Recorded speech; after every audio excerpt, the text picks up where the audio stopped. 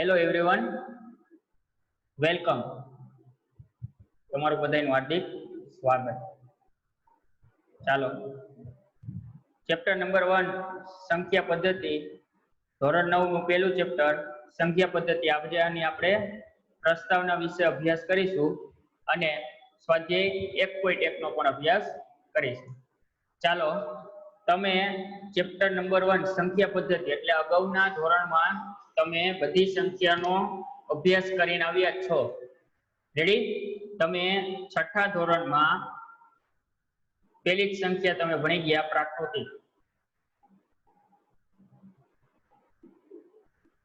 પ્રાકૃતિક સંખ્યા ક્યાંથી ચાલુ થાય? તો કે 1 2 3 4 5 ...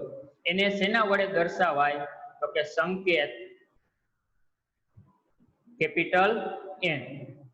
રેડી? પ્રાકૃતિક સંખ્યા 1 થી ચાલુ થાય, અનંત સુધી જતી હોય અને એનો સંકેત શું છે? Capital N. પછી તમે ધોરણ 6 એમાં જ પાછી પહેલું ચેપ્ટર જ તમે ભણી ગયા, પૂર્ણ સંખ્યા. પૂર્ણ સંખ્યા એટલે તો કે ક્યાંથી ચાલુ થાય? તો કે 0 થી ચાલુ થાય અને બધી જ ધન સંખ્યા એટલે 1 2 3 4 થી ક્યાં સુધી જાય? તો કે અનંત સુધી. એને શેના વડે દર્શાવાય? તો કે એનો સંકેત કેપિટલ W. ત્રીજી સંખ્યા ધોરણ 7 માં પહેલું ચેપ્ટર પૂર્ણાંક સંખ્યા. કેવી સંખ્યા? પૂર્ણાંક સંખ્યા. પૂર્ણાંક સંખ્યા ક્યાંથી ચાલુ થાય? તો કે બધી જ ઋણ સંખ્યા એટલે -3 -2 -1. પછી તો કે 0 અને બધી જ ધન સંખ્યા એટલે 1 2 3 4 ... આ બધી જ સંખ્યા શેમાં આવે? તો કે પૂર્ણાંક સંખ્યામાં આવે. પૂર્ણાંક સંખ્યાને શેના વડે દર્શાવાય? તો એને સંકેતમાં કેપિટલ Z વડે દર્શાવાય. શેના વડે દર્શાવાય? Capital Z. જો તમે ધોરણ 10 માં આગળ જતા ગમે ની અભ્યાસ કરશો, તમને જ્યાં કેપિટલ N નો સિમ્બોલ દેખાય એટલે તમારા મગજમાં સીધી લાઈટ થઈ જવી જોઈએ કે આયા આપણે પ્રાકૃતિક સંખ્યાની વાત કરવાની છે. ક્યાંય તમને એવું દેખાય કે W એટલે તમારે સીધી મગજમાં લાઈટ થઈ જવી જોઈએ કે આપણે પૂર્ણ સંખ્યા વિશે અભ્યાસ કરવાનો છે.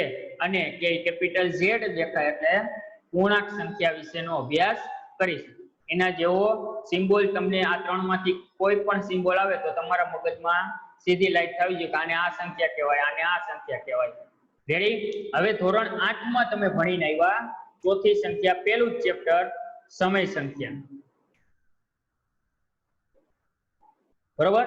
સમય સંખ્યાનું વ્યાપક સ્વરૂપ તમે ધોરણ 8 માં ભણી લીધું કે P/Q વાળું ફોર્મ આવે તમને ક્યાંય તો એ કેવી સંખ્યા કહેવાય? સમય સંખ્યા. ઉદાહરણ તરીકે તો કે 1/3 2/5 9/11. પછી તો કે 9/2 14/3 18/5. આ બધી કેવી સંખ્યા કહેવાય? સમય સંખ્યા. સમય સંખ્યાને આપણે બીજા શબ્દોમાં કહીએ તો બધી જ કેવી હોય? અપૂર્ણાંક સંખ્યા હોય. એ કેવી સંખ્યા કહેવાય? સમય સંખ્યા.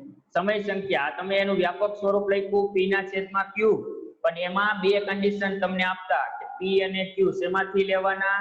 તો કે કેપિટલ Z. Z એટલે કઈ સંખ્યા થાય? પૂર્ણાંક સંખ્યા. પૂર્ણાંક સંખ્યામાંથી આપણે લેતા હતા. હા.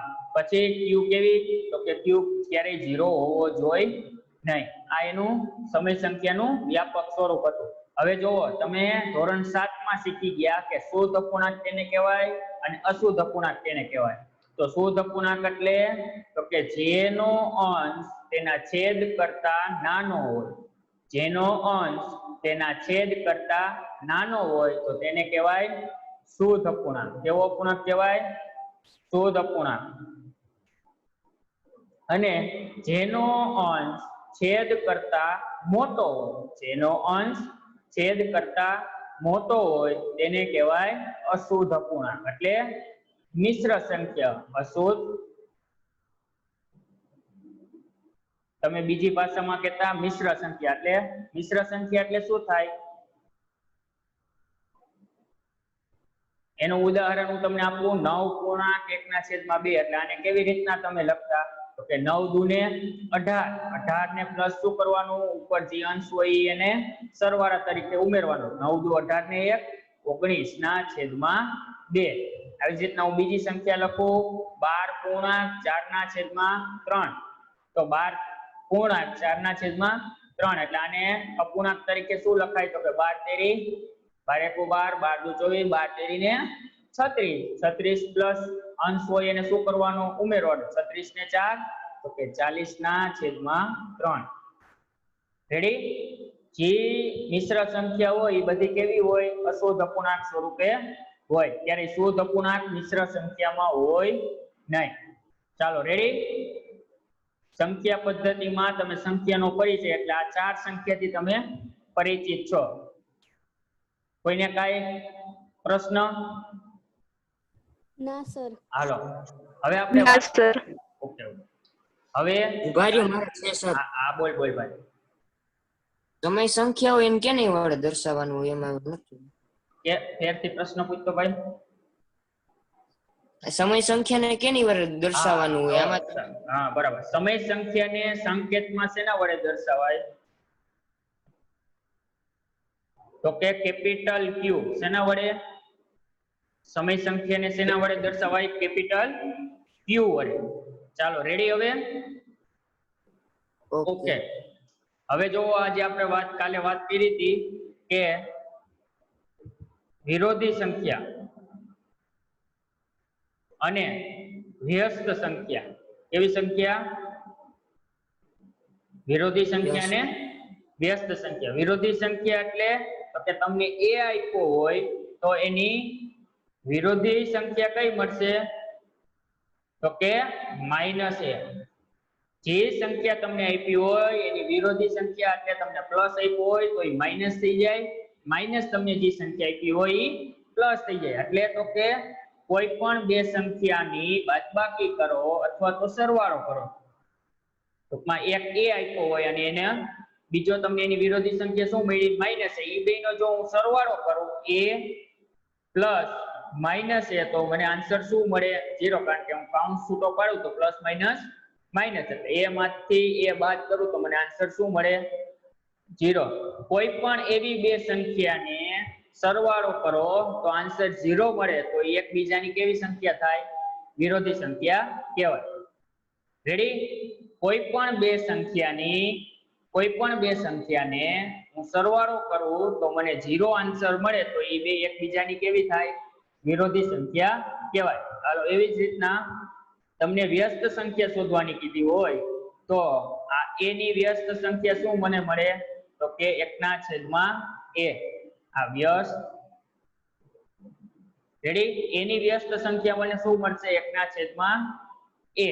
હવે તો કે કોઈ પણ બે સંખ્યાનો ગુણાકાર જો મને 1 મળે, કોઈ પણ સંખ્યાનો ગુણાકાર જો મને 1 મળે તો એ બે સંખ્યા કેવી થાય? એકબીજાની વ્યસ્ત સંખ્યા કહેવાય. રેડી? હવે હું તમને આયા વિરોધી સંખ્યાના ઉદાહરણ આપું.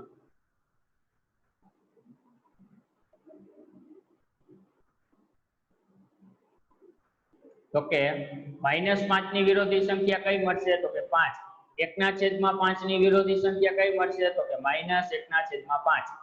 તો એવી જ રીતના -10/15 આપ્યો એની વિરોધી સંખ્યા મને કઈ મળશે તો કે +10/15. રેડી? હવે તો કે વ્યસ્ત સંખ્યાના ઉદાહરણ આપું.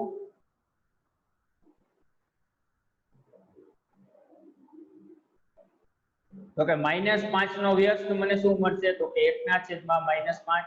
પછી તો કે -1/5 આપ્યો હોય તો એનો વ્યસ્ત મને શું મળશે તો ખાલી -5.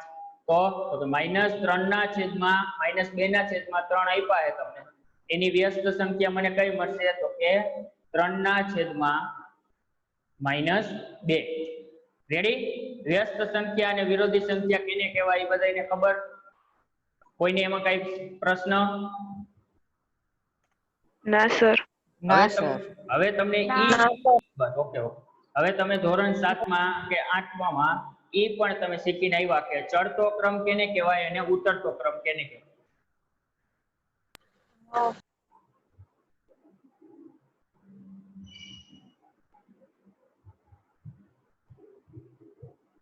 ચાલો કોઈ મને હાથ ઊંચો કરીને કહેશે કે ચડતા ક્રમ એટલે શું અને ઉતરતો ક્રમ એટલે શું? પેલા હાથ ઊંચો કરજો. ચાલો સુજલ બોલો ભાઈ. સર કોઈ પણ સંખ્યા હોય ને હા. એને આપણે શું કહેવાય, નાનાથી મોટે ગોઠવીએ ને એ ચડતો ક્રમ હોય, અને ઉતરતા ક્રમમાં નાનાથી ઊંધું એ મોટેથી નાની સંખ્યા. Okay done. હાલો હવે મને એવી સંખ્યા આપી કે 1 2 3 4 5 6 7 11 12 એને હું નાનાથી મોટા તરફ લખી નાખું એટલે એ મને મળી ચડતા ક્રમની સંખ્યા, અને મોટાથી નાના તરફ હું લખું તો એ મને મળશે ઉતરતો ક્રમ. રેડી? હવે હું તમને આનું એક એક્ઝામ્પલ આપું, જોઈજો કે 1/2, 2/3, 4/5 આ ત્રણેયમાંથી મારે સોલ્વ કરવું હોય કે આમાંથી ચડતો ક્રમ કેને લખવો હોય ચડતો ક્રમ, તો મારે શું કરવાનું હોય, અને ઉતરતો ક્રમ મારે લખવો હોય તો ચાલો રેઝ યોર હેન્ડ. હા બોલ સુજલ. આના સર સૌપ્રથમ આપણે છેદ સરખા કરવા પડે. પેલું પદ છે વેરી તો ગુડ. બધાને એવી રીતે લસા લઈને છેદ સરખા કરવાના. હાલો હવે જુઓ, તમને કોઈ અપૂર્ણાંક સંખ્યા આપી છે, સાંભળજો, તમને કોઈ અપૂર્ણાંક સંખ્યા આપી છે અને એને એવું કીધું છે કે ચડતા ક્રમમાં અથવા તો ઉતરતા ક્રમમાં લખો, તો આપણે પહેલા તો શું કરવું પડે? સૌપ્રથમ એ બધાયના છેદ સરખા કરવાના. છેદ સરખા કરવા હોય એટલે તો કે 5 તેરી 15, 15 દુને 30, 30 એનો શું થયો? લસા. તો 1/2 પેલા મને આપી તો એનો છેદ આપણે 30 કરવાનો, તો એને કેટલા વડે ગુણું તો છેદ 30 થાય? તો કે 15 વડે. તો ઉપર 15 વડે ગુણવાની. એ જ રીતના બીજી સંખ્યા મારી પાસે છે 2/3, તો 3 ને હું કેટલા વડે ગુણું તો 30 થાય? તો કે 10. તો ઉપર અંશને કેટલા વડે ગુણવાનો? 10 વડે. એવી જ રીતના ત્રીજી સંખ્યા 4/5, એને હું કેટલા વડે ગુણું તો મને 30 થાય? તો કે 5 ને હું 6 વડે ગુણું તો આન્સર 30 મળે. તો એવી જ રીતના અંશને કેટલા વડે ગુણવાનો? 6 વડે. હાલો પેલી સંખ્યા મને હવે કઈ મળશે? તો કે 15/30. બીજી સંખ્યા તો કે 10 દુને 20/30. ત્રીજી સંખ્યા તો કે 6 ચોકું 24, 24/30. હવે બધાયના છેદ સરખા થઈ ગયા એટલે જેનો અંશ નાનો એ સંખ્યા નાની, જેનો અંશ મોટો એ સંખ્યા મોટી. તો આપણે આ ઓલરેડી ચડતા ક્રમમાં ગોઠવેલી જ છે. ઉતરતા ક્રમમાં ગોઠવવી તો જેનો અંશ મોટો એને પહેલા લખવાની અને જેનો અંશ નાનો એને છેલ્લે લખવાની. એ રીતના ક્રમમાં ગોઠવી દેવાનું. સમજાણું? અપૂર્ણાંક સંખ્યા તમને આપી હોય તો પહેલા તો એના છેદ શું કરવાના? આપણે સરખા કરવાના. રેડી? ચાલો હવે કોઈને કાઈ પ્રશ્ન છે નોય? ના સર. હવે જુઓ, બસ હવે અહીંયા જુઓ, હવે તમને આ એક સિમ્બોલ આપવું, તમને આ તમારે ફરજિયાત યાદ રાખવાના છે આગળ દાખલા ગણવા માટે, કે આને શેના વડે દર્શાવાય? તો કે પ્રાકૃતિક સંખ્યા. પછી તો કે આને શેના વડે દર્શાવાય? તો કે પૂર્ણ સંખ્યા. પછી આને શેના વડે દર્શાવાય? z ને તો કે પૂર્ણાંક સંખ્યા. અને કેપિટલ Q ને શેના વડે દર્શાવાય? તો કે સમય સંખ્યા. તો જો બધી જ પ્રાકૃતિક સંખ્યા એ પૂર્ણ સંખ્યા થાય, એટલે બધી જ પ્રાકૃતિક સંખ્યા એ પૂર્ણ સંખ્યાની અંદર આવે. સાંભળજો, હજી એક વખત કહું કે બધી જ પ્રાકૃતિક સંખ્યા એ પૂર્ણ સંખ્યાની અંદર આવે. આવે તો કે હવે બધી જ પૂર્ણ સંખ્યા એ પૂર્ણાંક સંખ્યાની અંદર આવે. બધી જ પૂર્ણ સંખ્યા એ પૂર્ણાંક સંખ્યાની અંદર આવે. હવે તો કે બધી જ પૂર્ણાંક સંખ્યા સમય સંખ્યામાં આવે.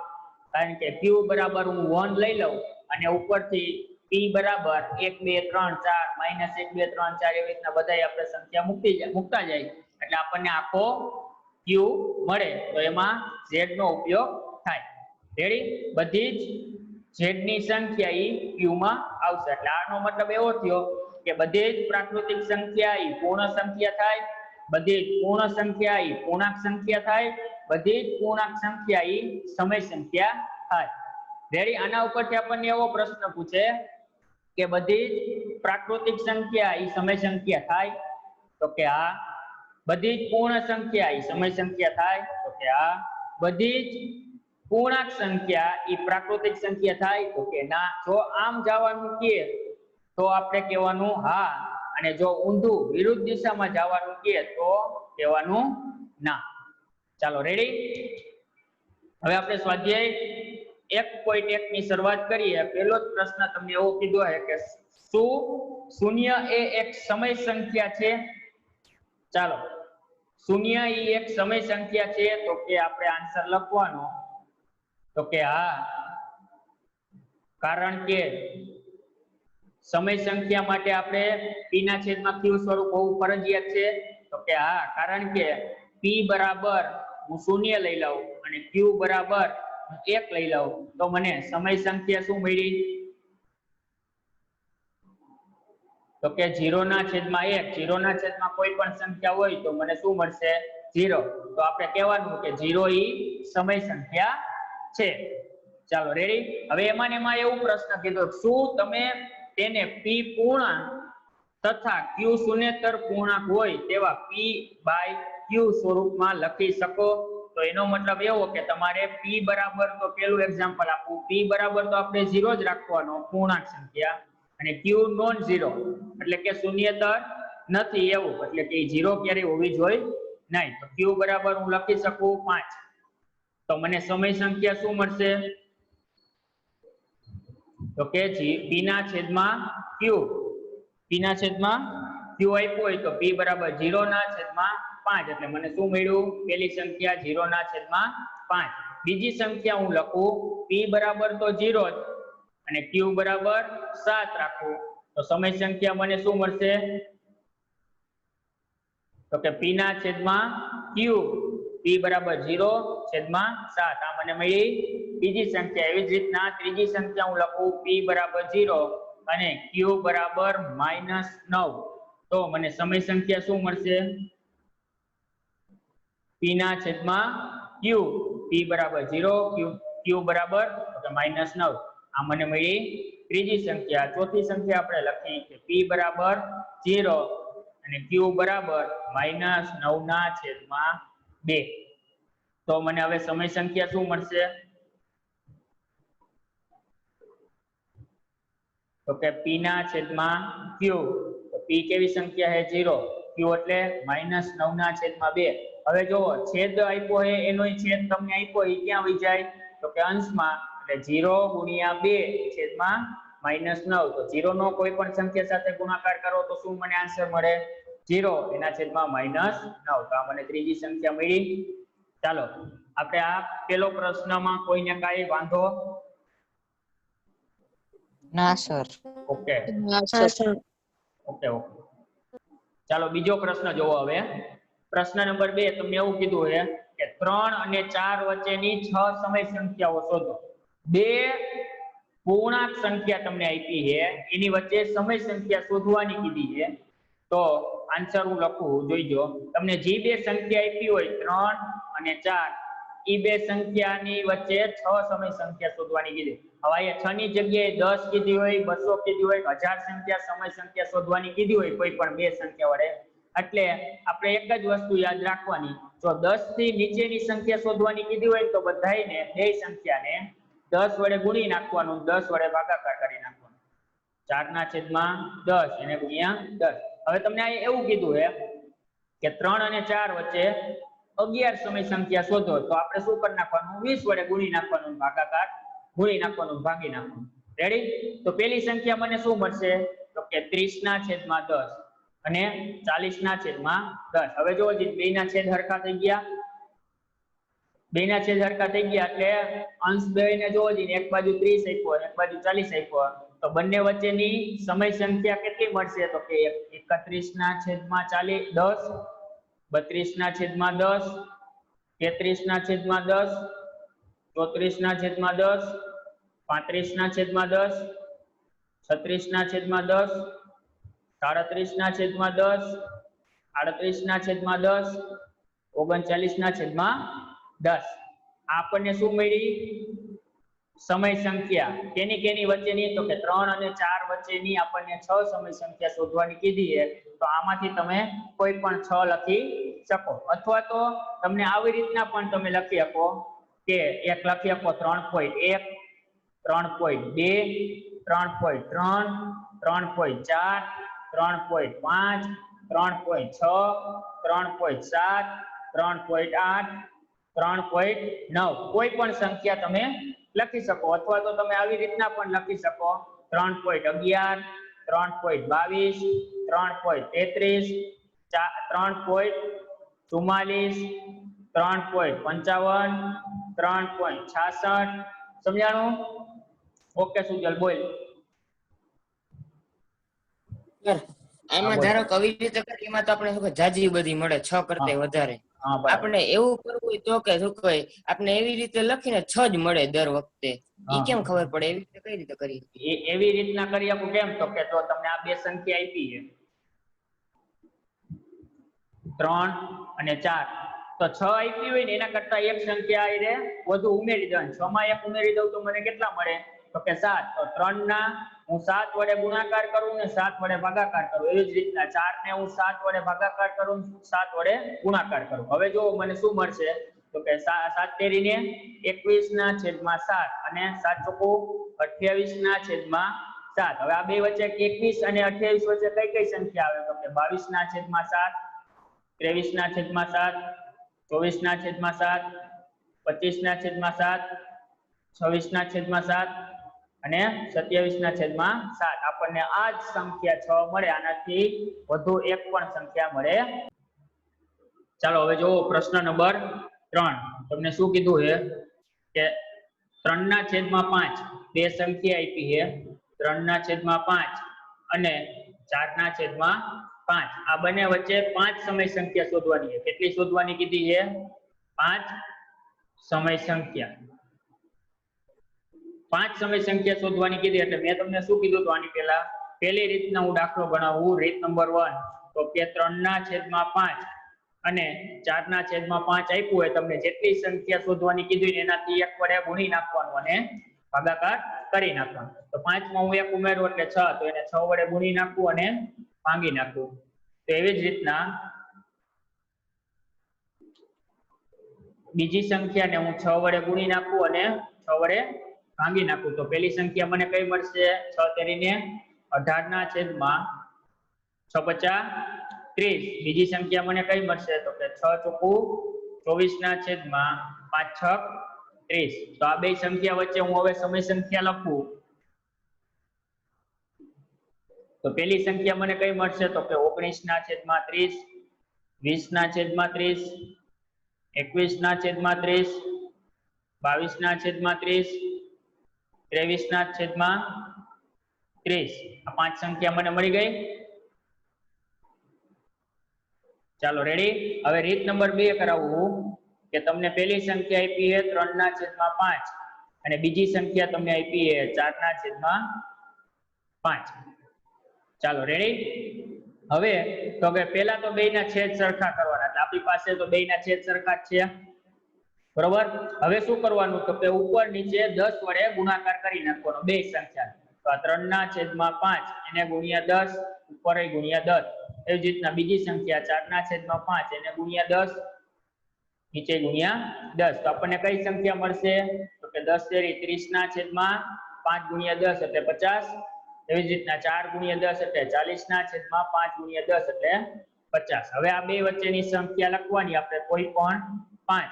તો કે 31 ના છેદમાં 50, 32 ના છેદમાં 50, 33 ના છેદમાં 50, 34 ના છેદમાં 50, 35 ના છેદમાં 50, 36 ના છેદમાં 50, 37 ના છેદમાં 50. કોઈ પણ સંખ્યા તમે લખી શકો. તો કે 30 અને 40 ની વચ્ચે કોઈ પણ 5 સંખ્યા તમારે લખી નાખવાની. ચાલો રેડી. આ બે રીતના તમે દાખલો ગણી શકો.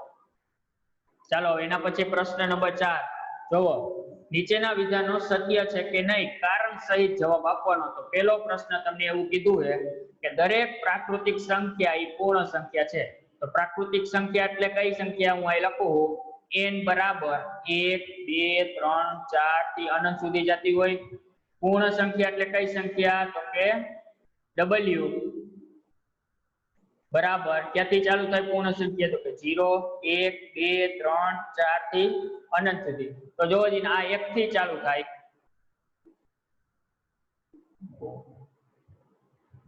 આ 1 થી ચાલુ થાય 1, 2, 3, 4 અને w ક્યાંથી ચાલુ થાય 0 1 2 3 4 તો 1 2 3 4 થી અનંત સુધીની સંખ્યા તો આવે છે તો w બરાબર મને શું મળશે તો કે 0 પ્લસ બધી જ n સંખ્યા 0, n રેડી 0, n તો આપણે કહી શકીએ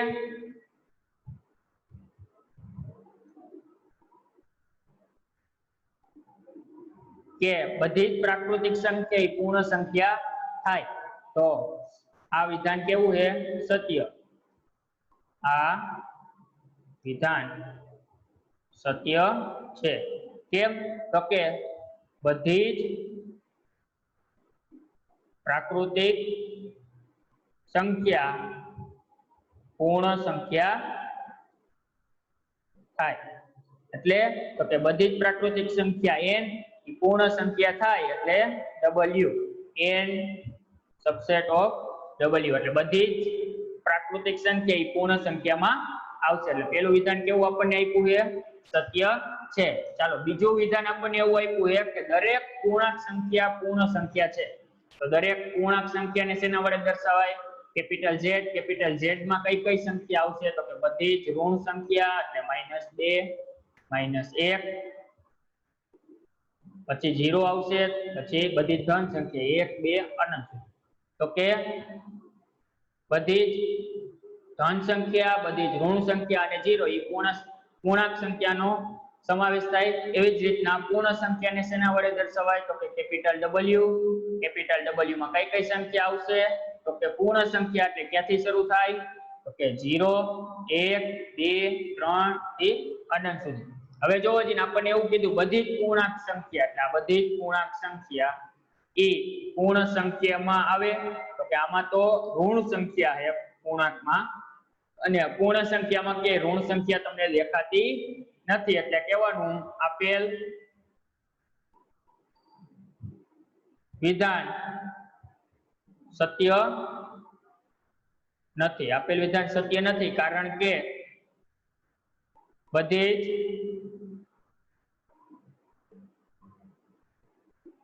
ઋણ સંખ્યા પૂર્ણ સંખ્યામાં આવતી નથી સમજાણું આ વિધાન સત્ય નથી કારણ કે બધી જ ઋણ સંખ્યા પૂર્ણ સંખ્યામાં આવતી નથી ચાલો રેડી કોઈને કઈ પ્રશ્ન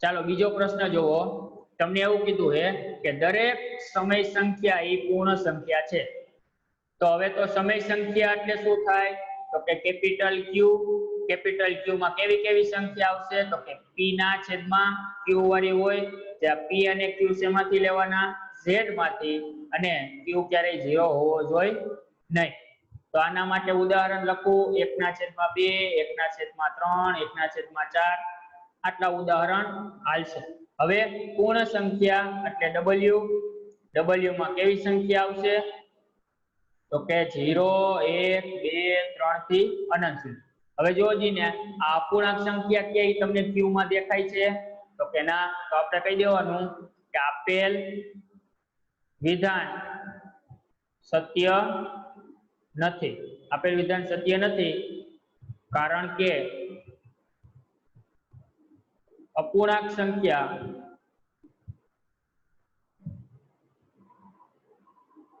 પૂર્ણ સંખ્યામાં આવતી નથી અથવા તો પૂર્ણ સંખ્યામાં સામેલ થતી નથી તેના માટે આ વિધાન કેવું આપ્યું આપણને અસત્ય ચાલો રેડી અહીંયા સુધી કોઈને કઈ પ્રશ્ન ઓકે હવે ઉદાહરણ નંબર 1 જોવો ઉદાહરણ નંબર 1 તમને એવું કીધું નીચેના વિધાનો સત્ય છે કે અસત્ય કારણ સહિત આપો તો તમને એવું કીધું પૂર્ણ સંખ્યા એ પ્રાકૃતિક સંખ્યા છે જો પૂર્ણ સંખ્યા એટલે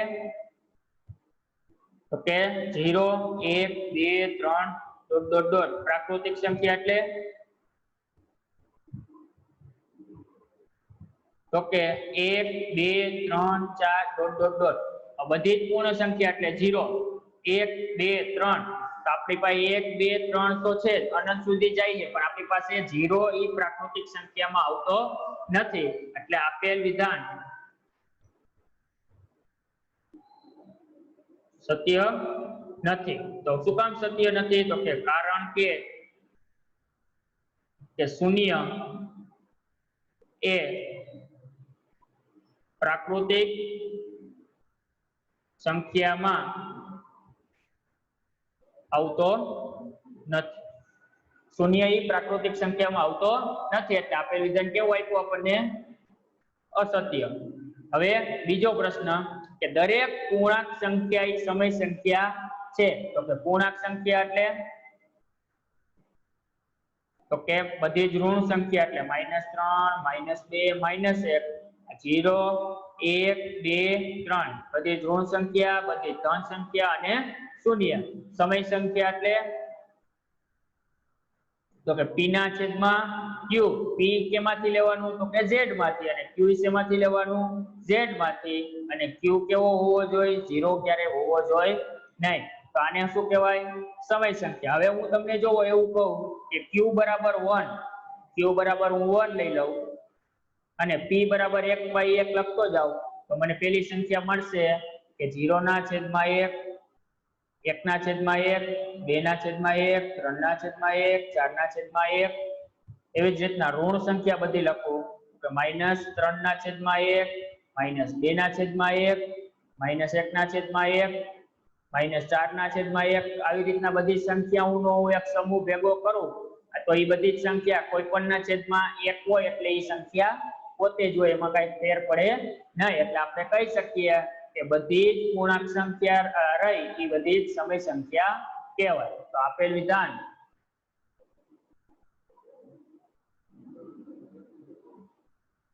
સત્ય છે. આપેલ વિધાન કેવું છે? સત્ય છે. હવે જો એનાથી ઊંધું આપણને આપ્યું છે કે દરેક સમય સંખ્યા એ પૂર્ણાંક સંખ્યા છે. તો એ આપણે કહેવાનું તો સમય સંખ્યા એટલે કઈ થાય? તો p ના છેદમાં q. જ્યાં p શેમાંથી લેવાનો? z માંથી. q શેમાંથી લેવાનો? z માંથી. અને q ક્યારેય 0 હોવો જોઈએ નહીં. તો આવી સંખ્યા સમય સંખ્યા કહેવાય. સમય સંખ્યા હું લખું 1 ના છેદમાં 2, 2 ના છેદમાં 3, 3 ના છેદમાં 4. આવી રીતના અનંત સુધી એ સંખ્યા મળે. તો પૂર્ણાંક સંખ્યા કેને કહેવાય? તો કે બધી જ ઋણ સંખ્યા, શૂન્ય અને બધી જ ધન સંખ્યા. આનો સમાવેશ શેમાં થાય? તો કે પૂર્ણાંક સંખ્યામાં. હવે જો બધી જ સમય સંખ્યા એ પૂર્ણાંક સંખ્યા ક્યારે કહેવાય? તો કે અપૂર્ણાંક સંખ્યા બધી સમય સંખ્યામાં રહી એ અપૂર્ણાંક સંખ્યાઓ પૂર્ણાંકમાં આવતી હોય તો એને સમય સંખ્યા રહી પૂર્ણાંક સંખ્યામાં આવતું કહેવાય. તો આપણી પાસે જો 1 ના છેદમાં 2 એ પૂર્ણાંકમાં કે આવતો નથી, એટલે આપેલ વિધાન સત્ય નથી. આપેલ વિધાન સત્ય ન હોય તો એનું કારણ આપવાનું. તો કે કારણ કે અપૂર્ણાંક સંખ્યાઓ ઈ પૂર્ણાંક સંખ્યાઓમાં આવતી નથી. અપૂર્ણાંક સંખ્યાઓ રહી એ પૂર્ણાંક સંખ્યામાં આવતી નથી. એટલે આપણે કહી શકીએ કે સમય સંખ્યા રહી એ પૂર્ણાંક સંખ્યામાં આપેલ નથી. એટલે વિધાન અસત્ય છે. ચાલો રેડી. ઉદાહરણ નંબર 2 જોવો. તમને એવું કીધું છે 1 અને 2 વચ્ચેની 5 સમય સંખ્યા શોધો. તો રીત નંબર 1, આ 1 અને 2 તમને આપ્યું છે. 5 સમય સંખ્યા શોધવાની કીધી હોય એટલે 5 માં હું 1 ઉમેરી દઉં એટલે મને મળે 6. તો ઉપર નીચે બે સંખ્યાને 6 વડે ગુણી અને ભાગી નાખવાના. તો 1 ના છેદમાં 1 કાઈ ન હોય તો 1 અને બીજી સંખ્યા 2 ના છેદમાં કાઈ ન હોય તો 1. તો 1 ના છેદમાં 1 ને હું 6 વડે ગુણી નાખું અને 6 વડે ભાગાકાર કરી નાખું. એવી જ રીતના 2 ના છેદમાં 1 ને હું 6 વડે ગુણી નાખું અને 6 વડે ભાગાકાર કરી નાખું. તો મને પેલી સંખ્યા શું મળશે? 6 ના છેદમાં 6. બીજી સંખ્યા તો કે 6 દુ ને 12 ના છેદમાં 6. હવે બે વચ્ચેની 5 સમય સંખ્યા મારે લખવી હોય તો કઈ મળે? 7 ના છેદમાં 6, 8 ના છેદમાં 6, 9 ના છેદમાં 6, 10 ના છેદમાં 6 અને 11 ના છેદમાં 6. ચાલો રેડી. આ તમને શું મળી? 5 સમય સંખ્યા મળી 1 અને 2 ની વચ્ચે. અથવા તો રીત નંબર 2, 1 અને 2 તમને આપ્યું છે તો એના છેદમાં કાઈ ન હોય તો 1 હોય, તો 2 ના છેદમાં કાઈ ન હોય તો 1. હવે ઉપર નીચે બે ને 10 વડે ગુણી અને ભાગી નાખું. તો 1 ના છેદમાં 1 એને ગુણ્યા 10 2 ને ઉપર નીચે 10 વડે ગુણી નાખું, એવી જ રીતના 2/1 ને ઉપર નીચે 10 વડે ગુણી નાખું તો પેલી સંખ્યા મને મળશે 10/10 ને બીજી સંખ્યા મળશે 20/10. તો આની વચ્ચેની કોઈ પણ સંખ્યા હું 5 લખું 11/10, 13/10, 15/10, 17/10, 19/10. આ બધી મને કેવી સંખ્યા મળી? સમય સંખ્યા. કેની વચ્ચેની? તો 1 અને 2 ની વચ્ચેની. ચાલો અહીંયા સુધી કોઈને કઈ પ્રશ્ન હોય તો બોલો.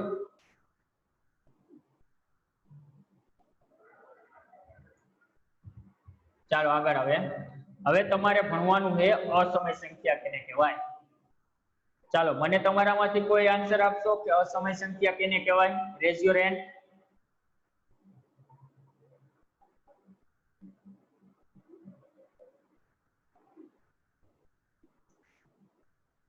તવન તારો વિડિયો બંધ કરી દેવાય.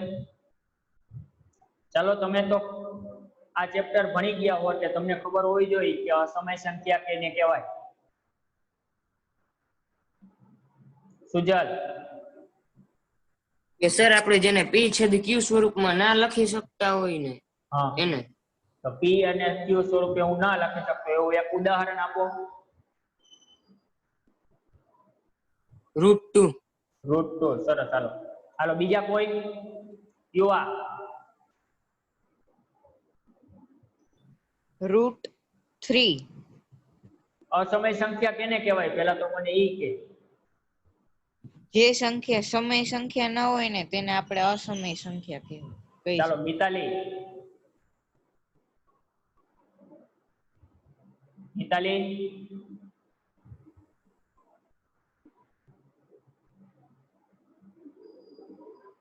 ચાલો અસમય સંખ્યા કેને કહેવાય?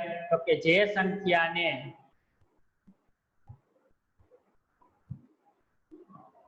p/q સ્વરૂપે ન લખી શકાય તેને અસમય સંખ્યા કહેવાય. અથવા તો બીજી વ્યાખ્યા શું છે કે જે સંખ્યા સમય સંખ્યા ન હોય તેને અસમય સંખ્યા કહેવાય.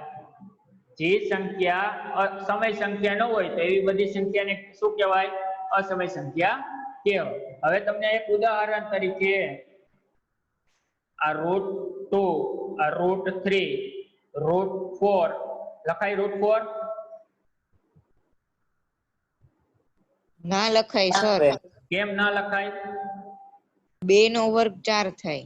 2 નો વર્ગ 4 થાય એટલે √4 એના બરાબર આપણને શું મળે? 2 અથવા તો -2. તો એ બે કેવી સંખ્યા થઈ ગઈ? પૂર્ણાંક સંખ્યા થઈ ગઈ. અસમય સંખ્યા કહેવાય નહીં. એટલે √4 આવશે નહીં. √5, √7, √11 આ બધી સંખ્યા કેવી થઈ? અસમય સંખ્યા થઈ. હવે તમે વધારાની આપણે વાત કરવાની પાઈની. રેડી? પાઈની કિંમત આપણી પાસે કેટલી છે? 3.14, 28, પછી 71 આવી રીતના અનંત સુધી જાય છે. રેડી? આ બધી સંખ્યા કેવી છે? અસમય સંખ્યા કહેવાય. હવે અસમય સંખ્યાને શેના વડે દર્શાવાય? તો એનો સંકેત છે કેપિટલ I. શેના વડે દર્શાવાય અસમય સંખ્યાને? કેપિટલ I સ્વરૂપે દર્શાવી શકાય. હવે તમે બે એવા ટૂંકમાં શબ્દથી પરિચિત થઈ ગયા હશો કે અનંત આવૃત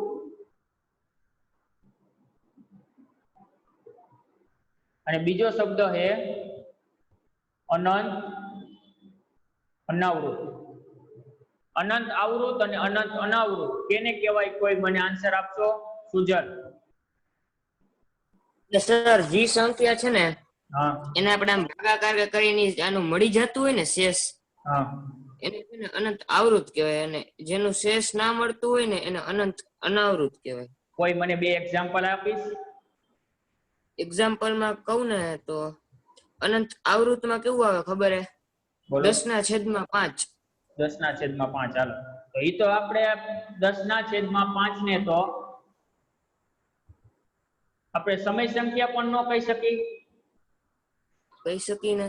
તો એ તો આપણે અસમય સંખ્યા થોડીક કહી શકીએ. 10/2 કે 5 આપ્યો હોય તો એનો તો ભાગાકાર આપણે કરી શકીએ આસાનીથી. આ આપણે કેવું લખ્યું કે જે સંખ્યાને p/q સ્વરૂપે ન લખી શકાય તેને અસમય સંખ્યા કહેવાય. ઓકે, હા, 0 પોઈન્ટ ને એવી રીતે વાળી સંખ્યા હોય ને ઈ. ઓકે, કોઈ એમાં પણ સંખ્યા બોલ.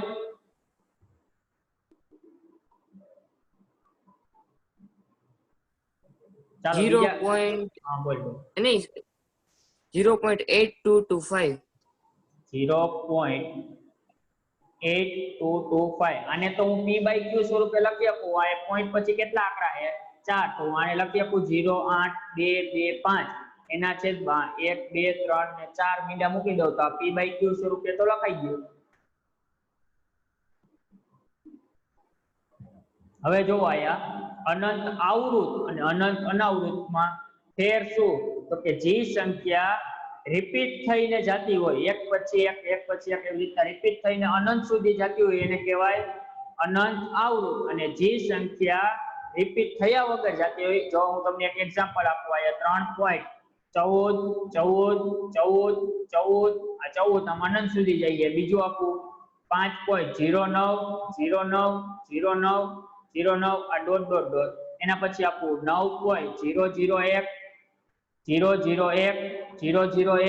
001 આવી રીતના અનંત સુધી જઈએ. હું તમને બીજું આપું 0.0005 આવી રીતના અનંત સુધી જઈએ. હવે અનંત અનાવૃતના હું તમને એક્ઝામ્પલ આપું કે 3.14 144 14444 આવી રીતના અનંત સુધી જઈએ. બીજું આપું 5.09 009 009 આવી રીતના અનંત સુધી જઈએ. પછી આ 9.0011 00111 00111 આવી જ રીતના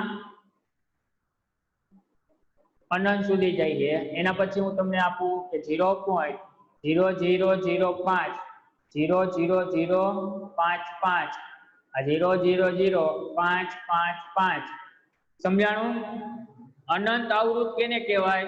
તો કે જે સંખ્યા રિપીટ થઈને જાય. આપણને ખબર જ છે કે હવે 3.14 પછી પાછા 14 આવશે, પાછા 14 આવશે, પાછા 14 આવશે, પાછા 14 આવશે, એવી રીતના 14 છે અનંત સુધી આવ્યા રાખશે. એવી જ રીતના બીજી સંખ્યા મેં લખી 0.5.09 09 09 09 09 એવી રીતના અનંત સુધી 09 જ આવશે. આ બે જ સંખ્યા રિપીટ થઈ, આમાં બે જ સંખ્યા રિપીટ થઈ.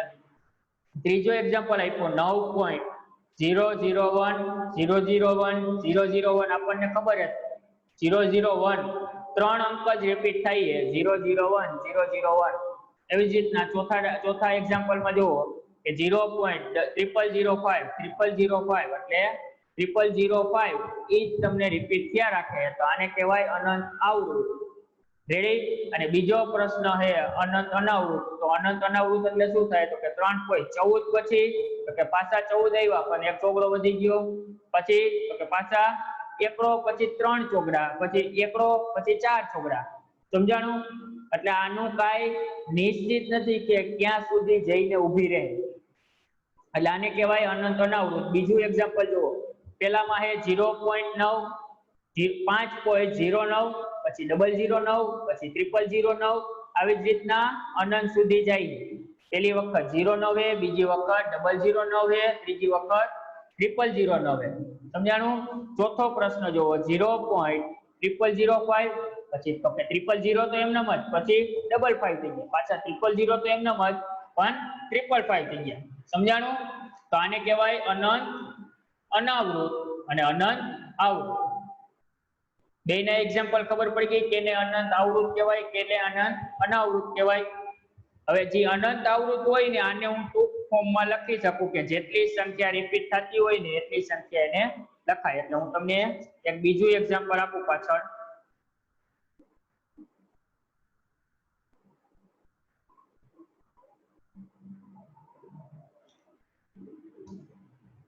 ચાલો હું એક સંખ્યા લખું. પેલી સંખ્યા કે જે 5 0.005 અનંત સુધી જઈએ. બીજું કે 905 પોઈન્ટ 55555 આવી સંખ્યા અનંત સુધી જઈએ. ત્રીજી સંખ્યા તમને આપું કે 9555555 આમાં કઈ પોઈન્ટ નથી, એમને જઈએ. ચોથી સંખ્યા આપું 0.999777 પાછા 999777 એ રીતના અનંત સુધી જઈએ. પાંચમો પ્રશ્ન હું તમને આપું 5.0005 છઠ્ઠો પ્રશ્ન કે 7.56789 56789 આવી રીતના અનંત સુધી જઈએ. તો આને હું શોર્ટ ફોર્મમાં લખી શકું. જુઓ, જેટલા અંક રિપીટ થતો હોય ને અંક ઉપર લીટી કરી દેવાની. કેટલા અંક રિપીટ થાય છે તો કે 005 005 005. તો આને એવી રીતના લખી શકું 5.005 ની માથે લીટીનો મતલબ એવો થાય કે એ અંક એના પછી પાછા આવશે. 005 લખું તો પાછા 005 એવી રીતના અનંત સુધી ગયા. બીજો હું લખું કે 905 એ રિપીટ થતા નથી, એટલી સંખ્યા જ છે. પછી પોઈન્ટ આપ્યો હે, પછી 555 રિપીટ થાય તો 5 કેટલા અંક છે તો કે એક જ અંક, તો એક અંકની માથે લીટી. પછી તો કે 95555 આવી રીતના સંખ્યા દઈએ તો આ 9 એમનો. પછી ક્યાં અંક રિપીટ થાય તો કે 5, તો 5 ની માથે એક લીટી. પછી તો કે ચોથો પ્રશ્ન 9999777 રિપીટ થાય એટલે 0.9999777 એ જ રિપીટ થયા રાખે એટલે 6 એ 6 અંક ઉપર લીટી દોરવાની. એવી જ રીતના પાંચમો પ્રશ્ન તો કે 5.0005 એ રિપીટ થયા રાખે એટલે 000 અને 5 ઉપર લીટી. એવી જ રીતના છેલ્લો પ્રશ્ન કે 7.567 8 અને 9 567 8 અને 9 એટલે 7.567 8 અને 9 એના ઉપર લીટી કરી નાખો. ચાલો, સમજી ગયું? આ કહેવાય અનંત આવૃત સંખ્યા. કેવી સંખ્યા કહેવાય? અનંત આવૃત. બોલો યુવા. સર, આપણે ત્રીજી રકમ આપી તમે, એમાં તો પોઈન્ટ જ નથી, તો એ સમય સંખ્યા ના થઈ જાય? પોઈન્ટ જ નથી, એ વાત છે. પણ આપણે તો ખાલી પાછળની સંખ્યા રિપીટ થાય ને એના ઉપરથી આપણે કહેવાનું કે રિપીટ થતી હોય એનો મતલબ શું એટલે કે આ લીટી કરી દેવાની. શું કરી દેવાની? લીટી કરી દેવાની. અથવા તો આ હું તમને એક પોઈન્ટ આપી દઉં કે 9.5. ચાલો, 9.5. રેડી? ચાલો, હવે કોઈને કઈ પ્રશ્ન? Okay, thank you, all the best બધાને. તમારો ખૂબ ખૂબ આભાર.